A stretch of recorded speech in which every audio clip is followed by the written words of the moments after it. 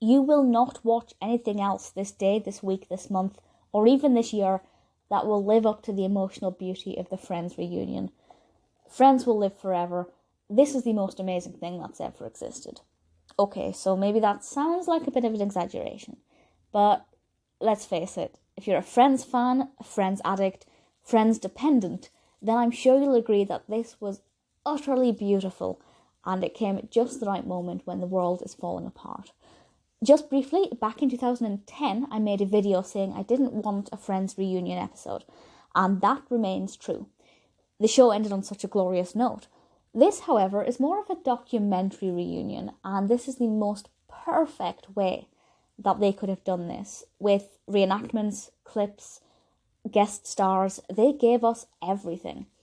Okay, so will there be spoilers here? Yes. There are so many little things I want to discuss, but I'm going to try and keep it as brief but spoilerish as possible. Ultimately though, please, please, please watch the reunion. It opens with the last moments from the final episode, so straight away I was holding back tears. And then David Schwimmer walks onto the old set designs, and that's when the goosebumps kick in.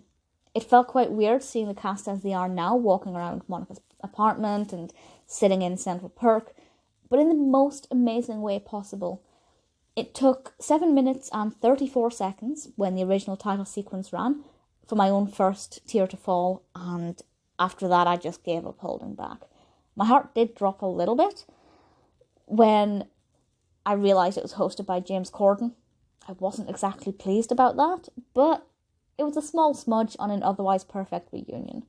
It really does feel like the Friends are all still so close. It's very rare that a show is as successful as Friends, and the fact that the cast are as close now as ever is just magical. We also get to hear from Bright, Kauffman and Crane, and so many of us owe them so much. Friends has saved so many of us. It's quite surreal. What's also very surreal is seeing the like-for-like scenes. For example, in the reunion, Matthew Perry and Matt LeBlanc are on the Barker Loungers. And then it cuts to an episode of the show where they're sitting in the same chairs, or very similar chairs.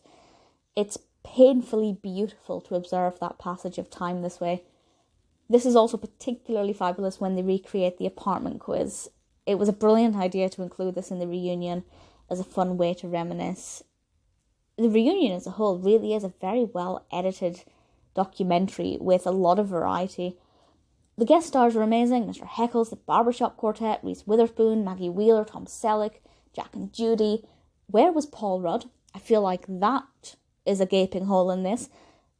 Some of the guests were a bit questionable and really felt out of place, but again, that didn't detract from the beauty of the show itself. I also learned a few things. I had no idea Lisa Kudrow played a waitress called Ursula Buffay on Mad About You. I love that kind of Easter egg crossover there. Jennifer Aniston and David Schwimmer, quite emotional about that. It was also great to see behind the scenes, dressing rooms, to find out about the casting process. This reunion is such a beautiful package. But let's face it, Friends itself is infallible, so this reunion was never going to be anything less than incredible. I would have given anything to be in that audience. If you're a Friends fan, this is something you need to watch. It's an hour and 40 minutes in length, and I promise you that you will not watch anything else this day, this week, this month, or even this year that will live up to the emotional beauty of the Friends reunion. Friends will live forever.